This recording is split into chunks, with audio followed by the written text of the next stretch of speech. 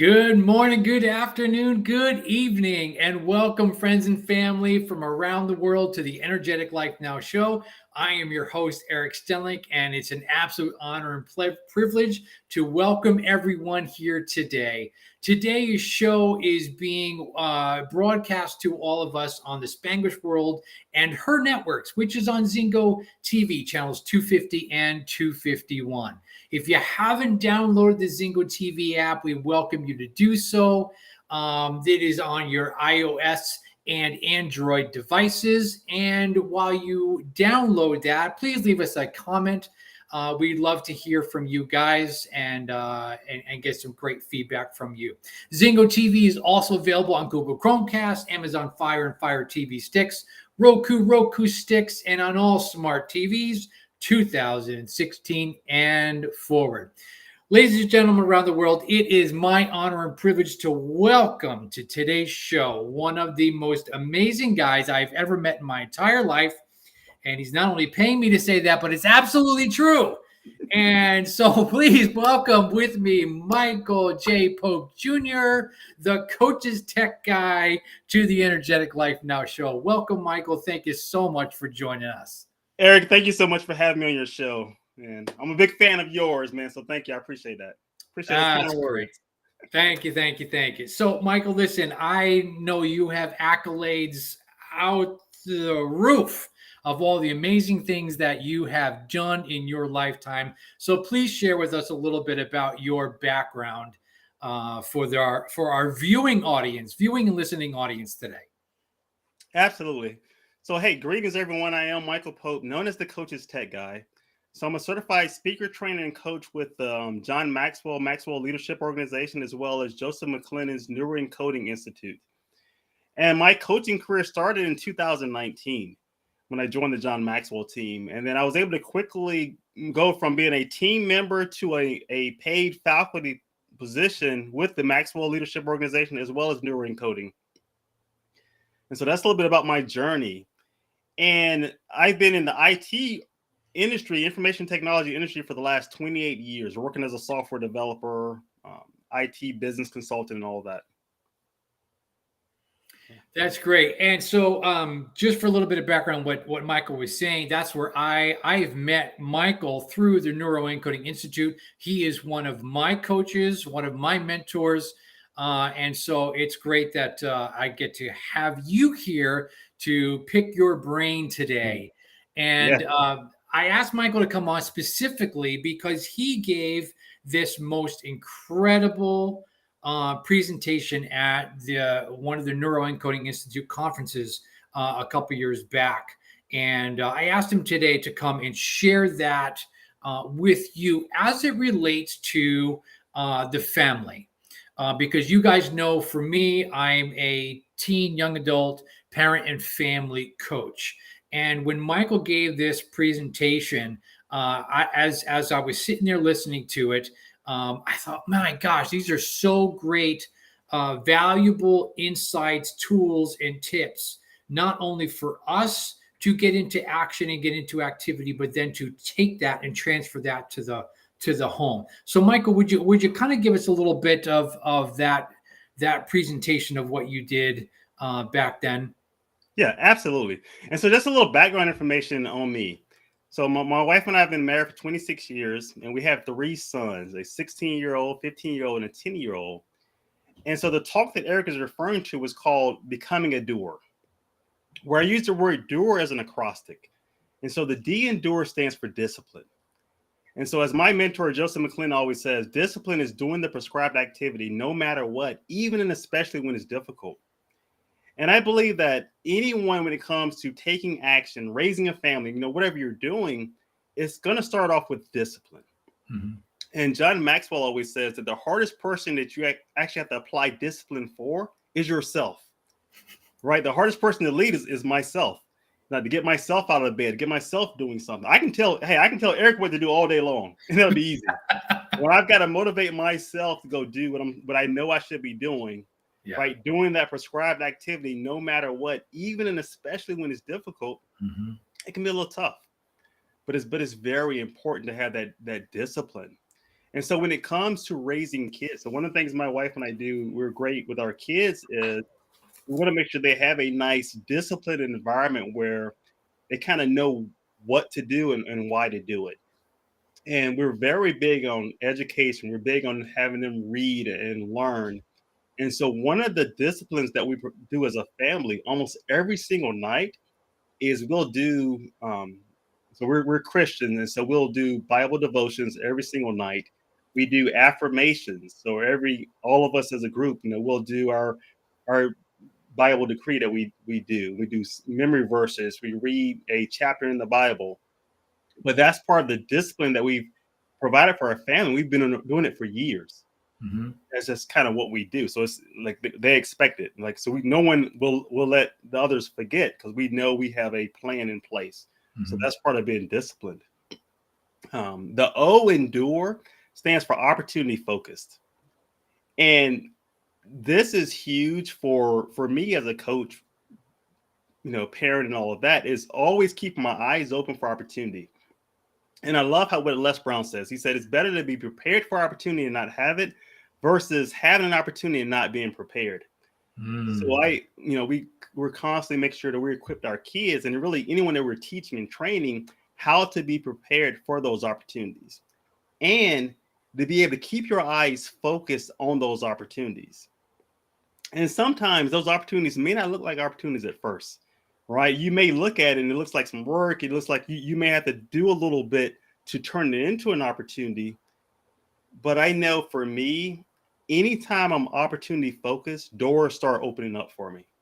Because you'll notice things. You'll notice, oh man, that's an opportunity for me to go over there and speak, or for me to go do that just because I was looking for it.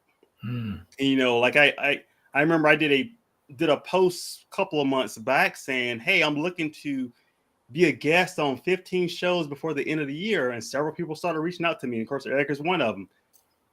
It's just me letting people know about that opportunity, right, and it opens up doors for you. Right. Mm-hmm. So O is opportunity focus. E, endure, is all about eliminating excuses. And depending on the context, the E could be something else. Sometimes it's execute the plan. But when I'm doing any type of training with youth or even just coaches, I love talking about eliminating excuses. Mm-hmm. Because for me growing up, when I was in my early 20s, I learned about excuse-itis, which is the failure disease. I remember reading the chapter and I learned about that. And once I learned that, I stopped allowing myself to tell me excuses, right? Mm-hmm. I stopped accepting excuses in my life or from other people. And that's huge for helping you be able to take action. So E, eliminate excuses. Then R is responsibility. Mm-hmm. And Eric, when I think about responsibility, I think about personal responsibility. And I focus on responsibility in three main areas. One is responsibility for your attitude, right? We control our attitude. I control whether I'm going to have a good attitude or a bad attitude. Regardless of what's going on around me, I have 100% control over my attitude. And so that's key. The second area of responsibility is in my personal growth.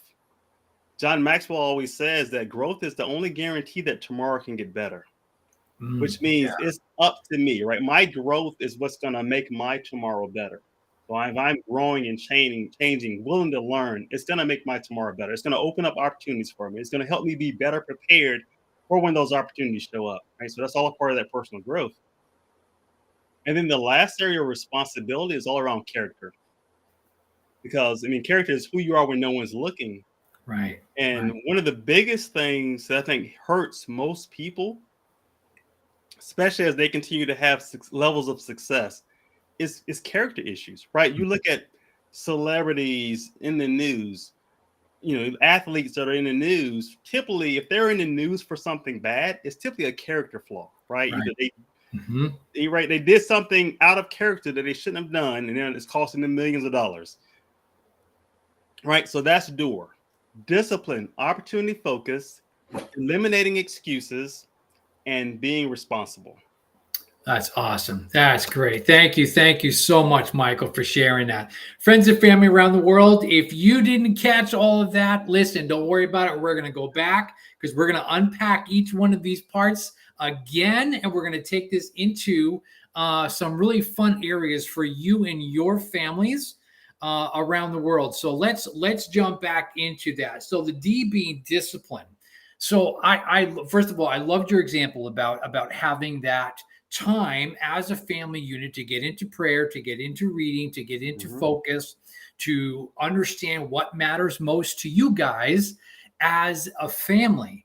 And of course, that led me back to great memories as a child growing up and being in that same space and having that time as a family of which that we dove into the word and we had that time of prayer and gratitude and things of that nature. So I just love that you're doing that with your family as well. Thank you. You know, as we're thinking about discipline, you know, in families, like I want to ask you this, friends and family, like where are those areas in your family's day-to-day operations that you would say this area is super disciplined and this one is where we're struggling? Mm. Right? And so, you know, discipline, is it getting up in the morning? Is it getting ready for school or getting ready for work? Is there procrastination? Because I don't want to go to school today. Can I just skip today? Listen, Michael, I don't know if you were like my kids, but being out here in Southern California, if the surf was good that day, if we had a swell coming up from Mexico, nobody was going to school because everybody was at the beach. Parents were taking their kids, teachers were down there, everybody was at the beach, right? So we look at situations like where did that discipline show up? And where in that discipline being that positive push, if you will, Hmm. where is that bringing the results in our lives? So let's unpack that for a minute, Michael. Where's discipline showing up and how is that really bringing about that positive influence within the family? Yeah, I mean, I think it shows up everywhere. So I'll tell you. So, like, like I said, we were raising three boys, and because of the discipline we set up in our household, really the discipline comes down to expectations, if you will, Mhm. right? And because of those positive expectations we've set up in our household, I mean, our kids know that if they're going to watch a movie or something, they always come and check with us first, just to make sure that it's lining up with our family values. Right. And if it, and so like there's some movies that we've wanted to watch, and but because it didn't line up with our values, we let our kids know, hey, we're not going to watch that movie. And we know Mhm. you want to see that movie, we're not going to watch that movie. Mhm. Or and there's other ones that come and we only watch them at home so that way we can filter them.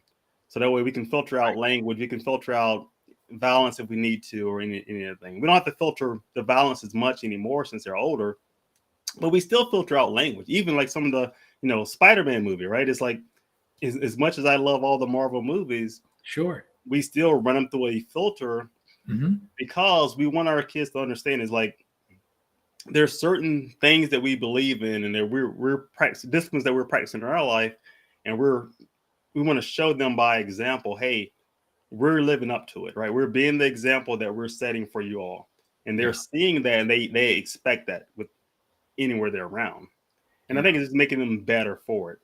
Mm, mm. You know, I love what you just said there is being the example, right? Mhm. For me, as a role of a dad, and I've got three kids, really is how am I modeling Mhm. these disciplines in my life? Because if I want my kids to learn best practices in the way that aligns to our family values, this is what I want to put forth as that parent model of behavior, of expectations, of what is going to help guide and shape the kids lives, right? There'll be a point in time of which they will then begin to move into making more and being more of that front runner in decisions that they are making for their lives. And what I and my wife have done is over the years in guiding and nurturing and training in those principles, we now are confident to know that when they go out, as they were older, that we know they're going to make better choices, Yes. Hmm. even if it's the wrong choices, that they can come back and understand the why things didn't work out. But being disciplined as a parent to model that for them is really, really important. Yeah, and it shows up. I know, like for us, one example is the at our church, the head security guard.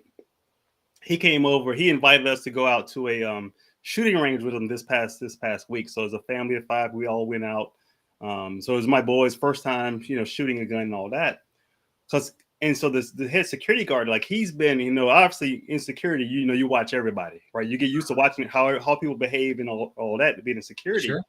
And Yep. so he's looking at my two oldest sons of like, hey, these are going to be some of my next junior security guards. He's already like, like in his mind, kind of grooming them for that Sure. role because he sees how they behave in service and then how they serve people over in kids church with us and other places. Like because he's constantly watching them and other people are as well. Mm-hmm. But it's all because of the discipline that they have, which is great because you never know who's watching. Right. Right. Even if they're like, even on social media, they may not like a post, they may not comment on it, but people are always watching. Mm-hmm. Mm-hmm. Absolutely. 100%.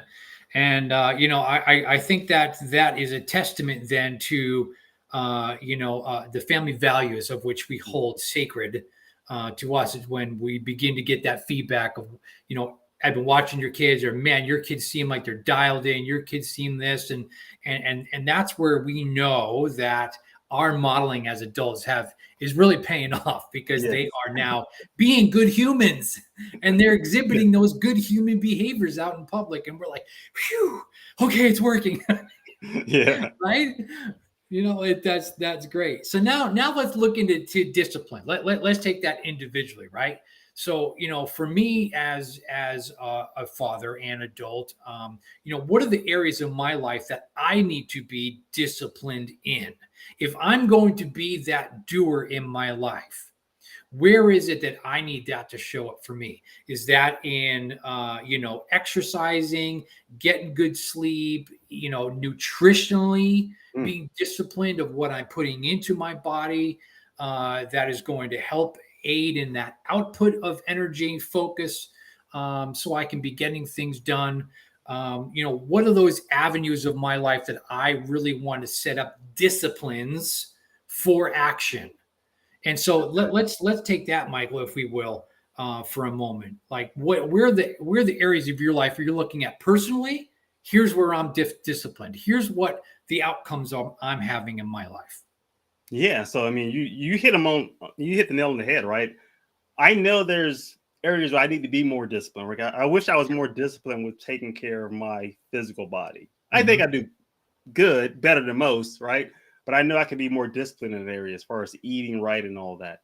But Mm-hmm. those are all just small areas of discipline.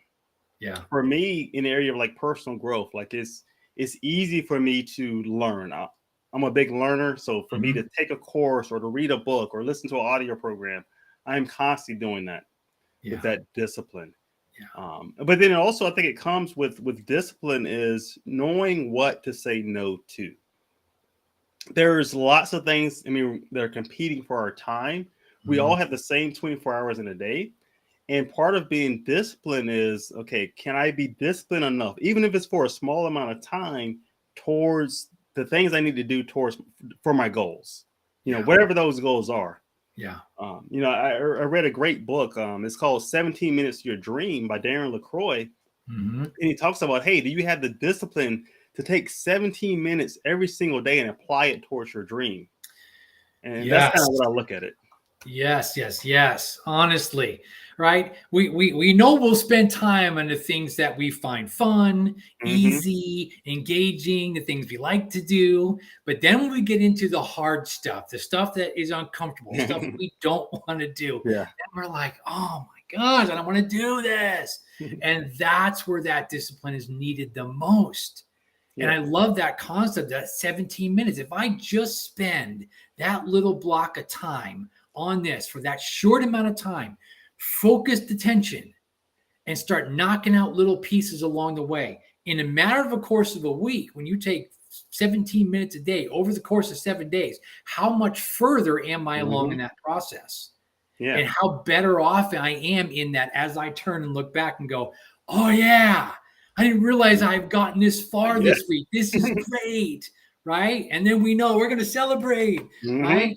And I'm like, yes, that's awesome, right? And there it all comes down to winning the day for me, right? So like if I can win every single day, then that means I'm going to have a week that I won and a month that I won, right? But if you just focus on winning the day and whatever that win is for you, it could be that 17 minutes of discipline or of doing whatever it is. Just make sure you get at least one win every single day.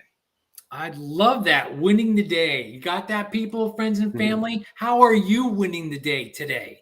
Boy, that's going to be a big question to put on your mental focus for each day. That's beautiful. So we take all this discipline. Now, what is that driving for us? What's the O there, Michael? Opportunity focus. Opportunity, right? So if I'm disciplined, opportunity is going to open up. Yes. And it's going to come from places that we might not have realized. It's going to come from brainstorming into ideas and creation. That's where we find I know for me, the fun when I start brainstorming it and I've got that discipline. So now it's opening up this opportunity. And I'm like, wow, because I did that, now I can do this. Yeah, because your discipline could have been attending networking events as an example, right? Yeah. And that's going to open up the door for opportunity because based on someone you met, someone you had a conversation with, is going to open up those opportunities. Yeah. And I think if we're too afraid sometimes to take those little steps of discipline, and then we are now in the future part of it, looking back going, if I had done that, I would have been here at a different place. But now I find that I'm still over here.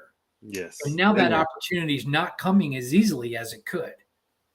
And so, you go into, let's just take that networking is really getting out there and exploring that space and connecting with people and having conversations and things like you said, hey, I want to be on, X amount of shows and podcasts by the end of the year, and boom, here they are, right? Yeah. If I speak that and put out that intent and put out that to the universe and to God and putting it out there to everybody saying, hey, this is the direction I'm going. This is what I'm looking for. And really stating that intent, that's going to come back to me tenfold. And now, boom, look at that. Here you are at another show, and you were just on one. You're probably on 3 or 4 more today.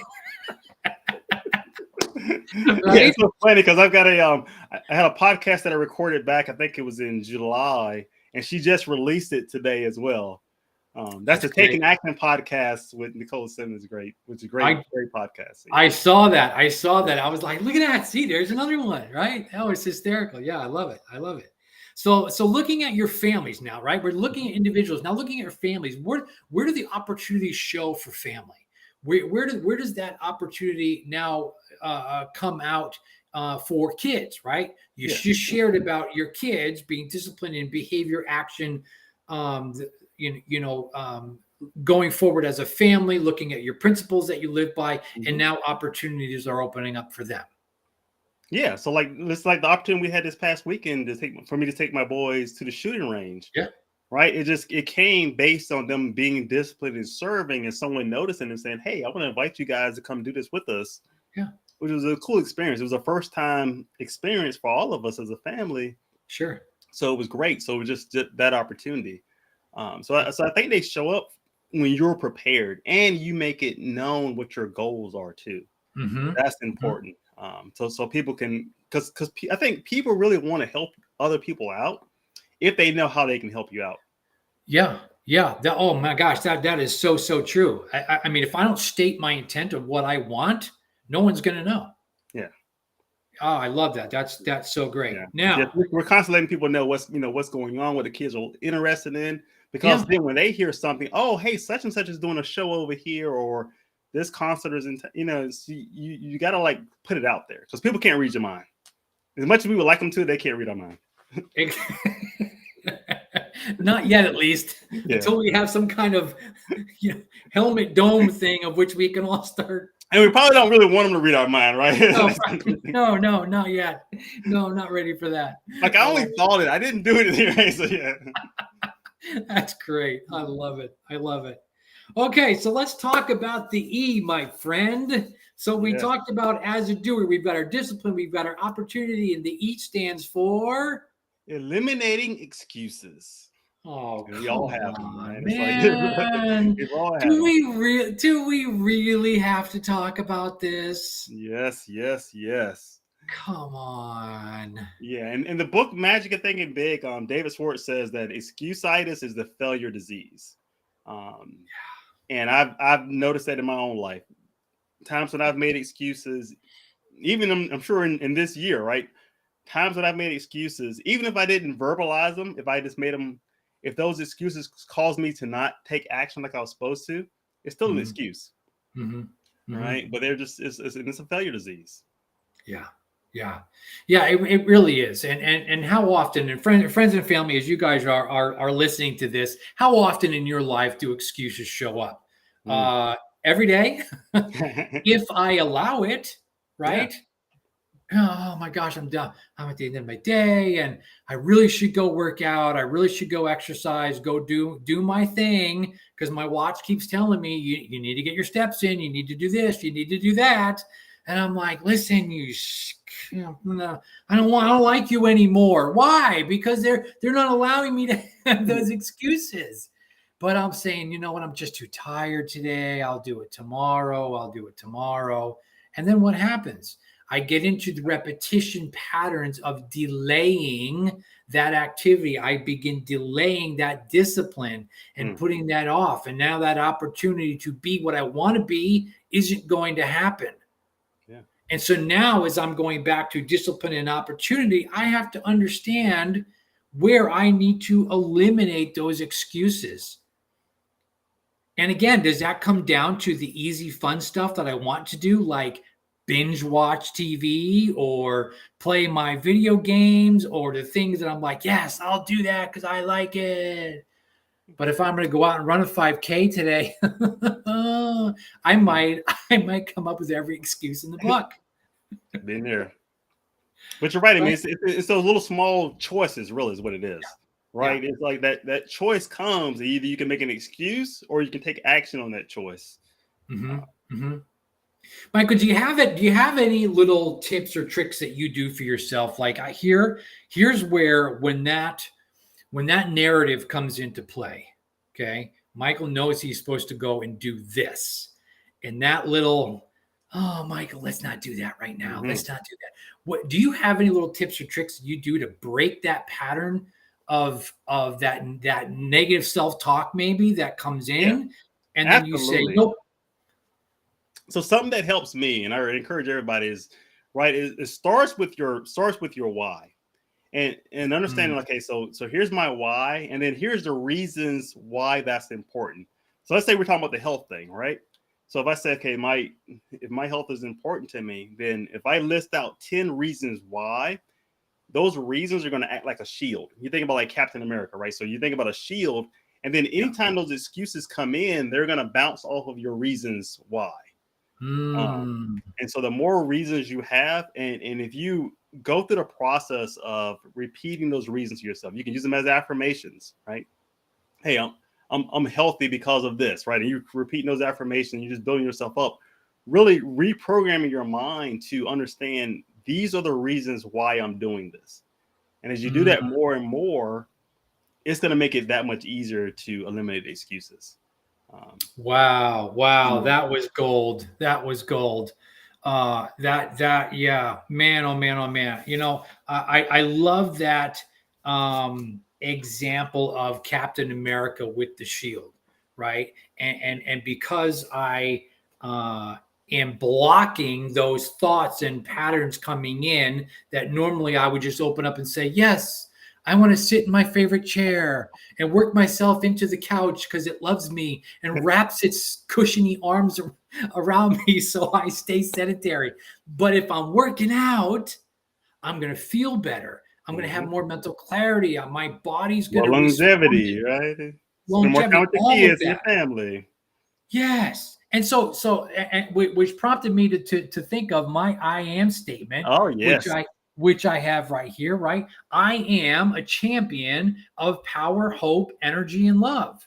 Yes. So when that time arises of which I should be going to work out and do that thing, boom, here it is. Why? Because I want to have power. I want to have energy. That's going to create more hope for me to do more. That's going to create more love because I'm going to be happy with myself. That input of happiness is going to have that expelling output of happiness that I have with other people around me. I'm a much happier person. Listen, if I'm getting all, nutted up in the head, my wife would be like, get out and go run, get out and go to the gym, go do something else, go do what you're going to do. And she knows, like, I will come back much happier, more relaxed person. And so, eliminating those excuses. And I want to challenge all of us, global Yes. Earth, today.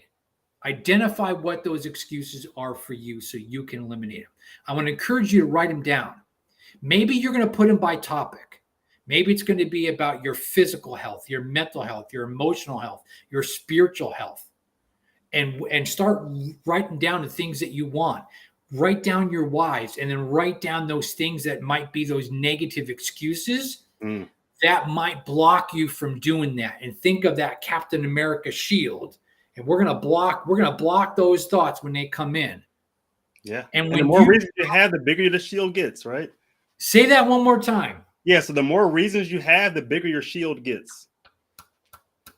Honestly, friends, that was gold, right? I want this shield to be huge. I want it to be huge to block that so I can be and live in my purpose, in my passion, in my why, to be the very best version of myself that I can be.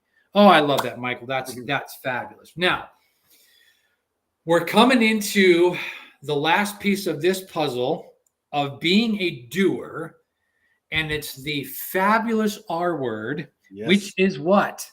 Responsibility. And we're talking about personal responsibility, everybody. Why is that so hard? Because it's personal, right? It's like it's all about us at that point, and it's not fun. It's not the fun stuff, right? We got to be responsible, and yeah.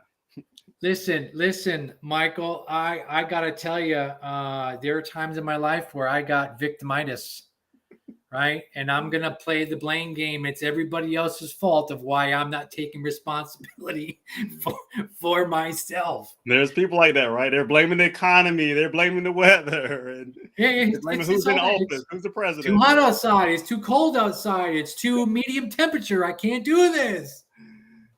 That person cut me off and now I have a bad attitude. Nope. Attitude is a choice. I was in a good mood until that person cut me off. Now my day's ruined. Telling you what. Listen, when my kids were younger, Michael, this is a true story, and I've told this story hundreds of times. I would go to my kids when I hear that negative attitude, and I would go and put my hand on their forehead, and they go, "What are you doing?" And I said, "I'm just checking to see if you got a fever." And they said, "What? I'm not sick." And I said, "Well, it sounds like you got a case of victimitis going on. Like maybe we should go see the doctor. Maybe they got something to need a shot, right? Yeah, for your victimitis." And they're like, "Oh my gosh, Dad, that's so lame. You think you're funny, right?" But it's so true because we get into those patterns of that blaming others instead of looking in that mirror and saying, what is it that I do have control over? Yes. What is it that I can do today to take responsibility for myself? Because I'm understanding the direction that I'm going. I know those opportunities that I want to open up. Mm-hmm. I know I need to eliminate those excuses and be disciplined. So where is my choice in this? Where do I go from here? So let's unpack that a little bit. Yes. Yeah. So yeah, obviously starting off with the attitude, right? We're so responsible for our attitude. So regardless of who cut you off or who said something negative to you, you can choose to still maintain your positive attitude. You may not like it. You may not even agree with it, but that doesn't have to affect your attitude. You're right. And so that's why it's like, people will see me and they're like, man, why are you so optimistic? And you always have such a can-do attitude. Yeah, because I choose to have a can-do attitude. Yeah. I can believe I can do all things. So it's like it's programmed in me. And so I expect that. I expect great things to happen to me every single day. I expect opportunities to show up and favor to come my way. That's my attitude. Yeah. Yeah. That's great. I love that. Having that can-do attitude. That's beautiful. Now listen, I know and understand your kids are pretty much perfect. I And know. they never do anything because you've got them all dialed in, right? So where does this show up in terms of kids in taking responsibility? Yeah, a lot of times, right? So it's even in correcting the words that they say, right? Um, because we believe so much in the power of the spoken word, so we Mm, don't let them use defeatish words, if you will, right? So they say it can't do. So I'll say one example was so my two oldest now have their second degree black belt. wow. Well, when my middle child was working towards his black belt, he had everything done except for the actual board breaking part. Hmm. So I remember the first day he did it, he wasn't able to break the board, and I remember the tears and the emotions and all types of stuff, whatever, of going through that. But we were able to talk to him and check his attitude, right? Praise the fact that he did it, that he made the attempts, but also just let him remind him, hey, you're strong. You're strong enough. It's all right here, right? So Hmm. getting him just to refocus that attitude to be able to not anticipate the pain, but just anticipate the victory of getting it broken. Yeah. Um, because he's all. I mean, they've been strong enough for years, right? So, but it's just that mind thing. But that's kind of how it is right? It's keeping that attitude in proper perspective. And so, Right. even for us, when COVID hit, because we've raised our kids to have such a positive attitude, they weren't in fear over COVID. They didn't, they weren't thinking, oh, if I go somewhere, I'm gonna catch it, right? It's like they weren't really concerned about that Hmm. because we've already protected their minds with their Hmm. attitudes. I mean, Hmm. Yeah, that's a great example there. Taking that responsibility. Do you said it before? Doing the right thing, even when no one's watching. mm-hmm. That's John's quote, I believe, right? John Maxwell's quote, I Well, no believe. character. So that's a Character. yeah. So it's I can't remember who for that. So character is doing it. It's who you are when no one's looking, type of Who thing. you are when no one's looking. Sorry, I got overlapping quotes. No problem. Yeah. So that is true. Like building that That's an character, Eric taking quote. Yeah. yeah, yeah, we'll combine them. Um, yeah, taking that personal responsibility, and if you've got little kids at home and you are teaching, training, guiding in that process, what responsibilities are they taking on in the home? Is it chores? Is it in the attitude? And then having that patience with them, Mm-hmm. as you were saying a minute ago, in your kids in that middle stage. My kids are now in that 18 to 24-year-old stages, and I could tell you when they were younger, and you'll mirror that as well. As we're teaching those kids responsibilities, maybe they had chore charts, maybe they understood how they helped make the family a stronger family Mm. by taking on roles and responsibilities of doing within the family in some of those things. Yes, there might have been an opportunity or an outcome attached to taking that responsibility of putting the toys away, and then there was a reward of tech time or something of that nature that we used to do with them. And I think in society today, that concept with taking responsibility for doing what's right, it's a lot of instances I see where the waters are getting a little bit muddied, Mm. if you will, and it's very unclear as to what responsibility is. Where does it come from? Where does it lie? Who initially is in charge of taking responsibility of the things that they can control And it's very, very easy to put that blame on someone else. And for me to take that reactivity into other people's and blame and accuse and use that victim language, use that victim attitude rather than focusing on me. And Mhm. and I can tell you, throughout the courses of the aging process with kids, and maybe parents, you guys have all dealt with this too.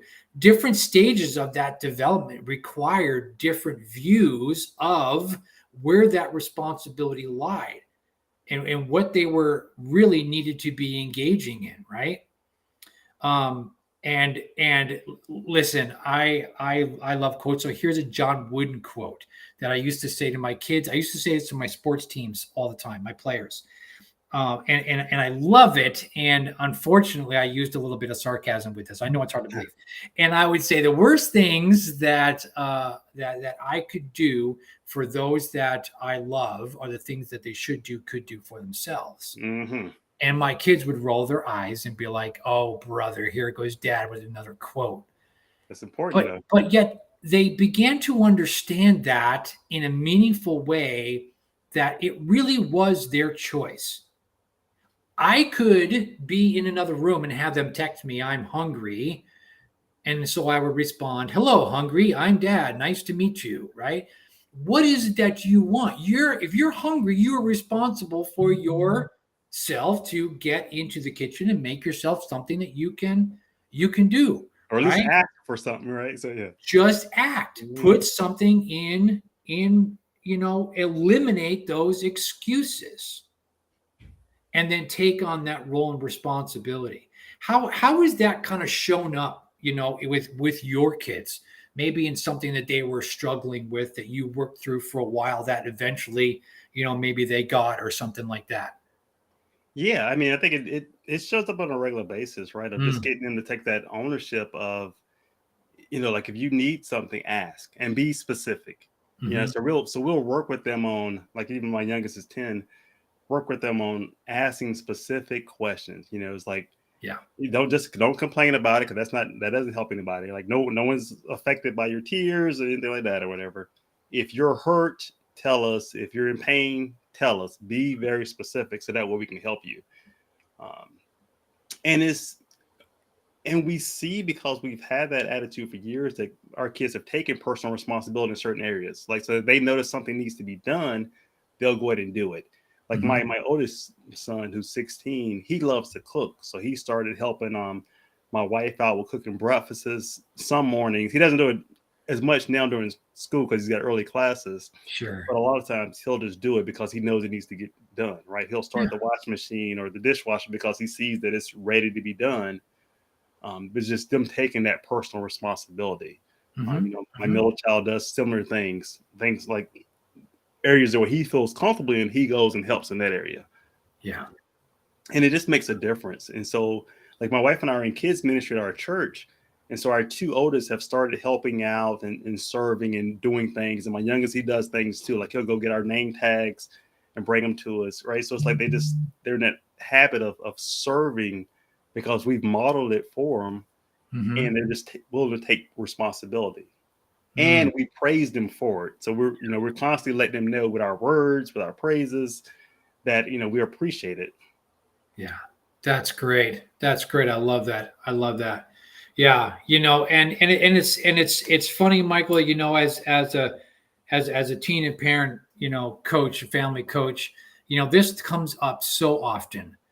Oh, our kids, they don't want to do anything. They don't think they have to do anything in this house. They're not taking responsibility, and it is mega mega frustrating for the parents then, because then it's like, wow, they got to do everything. And so we take a look at the systems and the processes of which that family unit is operating in, and we get back into that harmony by understanding everybody's contribution to that family unit to Hmm. keep it flowing. And I think that's when that breaks down. And then you take that same concept, you can take that into any organization, any company around the world, and they're going to tell you the exact same thing. Yep. If we're all contributing to the betterment of this organization, this community, we're going to have the results, opportunities that we're wanting to get. Yeah, and So, it's important for them to know like where their contribution affects, how the contribution affects the company. Yeah, absolutely. So, and of course it takes on its roles, if you will, within the family unit. And I'll speak from my family. My son, I will just text him on Thursday nights, trash. That's it. Now you might look and say he's 21 years old. He should remember on Thursdays to take out the trash, right? But I understand how he operates because we've had those specific conversations. And for him, he's saying, Dad, I'm willing to take out the trash. I just don't remember Thursday nights being trash night. Yeah. And I say, great, let's create a win-win agreement here. Let's get into harmony together. And so what would it take for you to remember? How can I help you with that? And he said, I would really appreciate a text. Love that. That is a great way for us to state it, because that's all I got to do. Piece of cake. Versus you, like, you say, oh, he's probably gonna forget, and then Friday fussing, or and, right? Because that's not helping anything. But you're like, hey, I can send a quick text. Done. Because I know, trust me, I've had mornings where I heard the truck. I'm like, ooh, I gotta get out real quick, right? Right. All right. And then it's panic. Did the trash get out? Oh no! I'm like, wait! You didn't get a bag. That's great. So parents and family around the world, listen, as you guys are looking at your own families as being doers, as you've heard this, what kind of little tips and tricks can you do? And listen, if you do something like that, where you're texting that one word, or you're having those conversations, if they work, great. If they don't, have another conversation. Say, look, this wasn't a failure. This was a learned. We learned what not to do. Now let's try something else. What might this look like, sound like, and feel like if we continue looking for these opportunities for success within the family? And then getting into that place of which that discovery is going to happen, and everyone benefits. Everyone's going to come out on top of that and be like, won't that be a great way for us to stay in harmony with each other as a family unit, rather than getting into constant argument and competition? I would much rather be there. I don't know about you, Michael. Absolutely. That's a great win-win for sure. That is. Well, listen, Michael, this has been phenomenal. Thank you from the bottom of my heart for being here on the show today. Family and friends around the world, I hope you had just as much fun with Michael as I did, as he was dropping gold left and right, because he's amazing. Michael, how might everyone get a hold of you within social media, or ways to get in contact for you for speaking engagements, things of that nature? Yeah, thank you, Eric. So for social media, I'm Michael J. Pope Jr. on all major social media platforms. And you can easily go to my website, michaelpopetraining.com. That's michaelpopetraining.com. That's great. And thank you. And by the way, this what we were going over today, Doer, this is one of Michael's keynotes that are really, really fantastic. Would be great for your company, your organization. So highly recommend that for you guys out there. For me, you guys know how to find me. Hey, Energetic Life Now. Bam. I am on social media. It's hard to miss me. I'm out there. This beautiful face. Look at this. Can't pass that up. So listen, thank you, friends and family, for joining us today. It's been an absolute pleasure. Thank you again, Michael. Thank you, Eric. This show can also be heard on Spanglish Radio Network. Please check us out at spanglishworld.ca. Spanglish World. Watch it, hear it, read it, download it, live it. Thanks so much. We'll see you soon. Have a great day.